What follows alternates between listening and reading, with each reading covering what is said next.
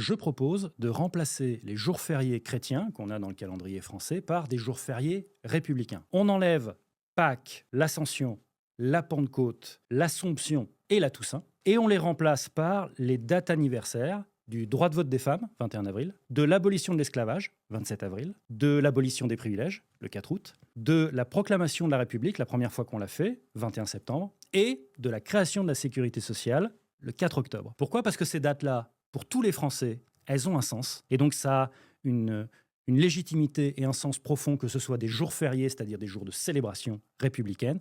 Alors qu'honnêtement, Jésus est monté au ciel. L'ascension de Jésus, avoir un jour férié pour ça dans la République laïque française, c'est quand même une incohérence assez monstrueuse. Ça nous fera arrêter le deux poids deux mesures entre les religions, c'est-à-dire qu'on a des jours fériés chrétiens, mais on n'a pas des jours fériés juifs, musulmans, ou soit dit en passant complètement athées, etc. Avoir un jour férié pour le droit de vote des femmes, avoir un jour férié pour l'abolition de l'esclavage. Moi, j'aimerais vraiment vivre dans un pays où on a ça.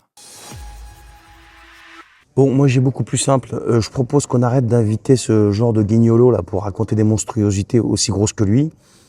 Et puis il y a un autre truc qui serait bien aussi, c'est rétablir le crime de haute trahison. Ça serait bien de le rétablir, ce truc-là. Ouais, parce que là, ça commence à bien faire en fait.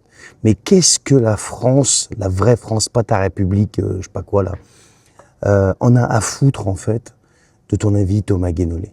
Qu'est-ce que la vraie France historique, millénaire, en a à foutre de ton avis?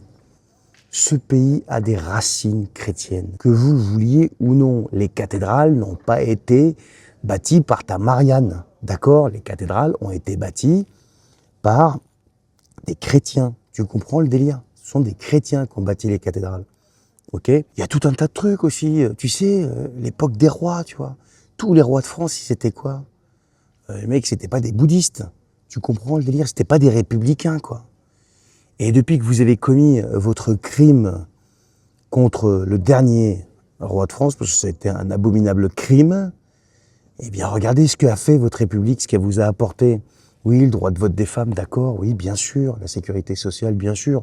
Mais tu sais, il y a des monarchies dans lesquelles ça se passe aussi, quoi, et ça se passe très bien. Et le problème avec Thomas Guénolé, c'est que, parce qu'il est politologue, il a forcément raison, tu comprends? Mais ouais, la République, fais-nous le point un petit peu sur tout ce qu'elle a causé, la République, là, depuis qu'elle existe, là. Qu'est-ce qu'elle a, combien il y a eu de morts, en fait? Voilà, c'est ça. Combien il y a eu de morts sous la République depuis qu'elle existe? Non, mais franchement, mais ces gens-là, mais c'est quand qu'ils vont se taire, en fait? Je vous dis, rétablir le crime de haute trahison, que tous ceux qui trahissent ce pays soient jugés enfin de ces quatre. Et arrêtez surtout d'inviter ce genre de guignolo, s'il vous plaît. Mais s'il vous plaît, je sais que vous cherchez à faire un petit peu de buzz, mais arrêtez d'inviter ce genre de mec. Pitié, quoi.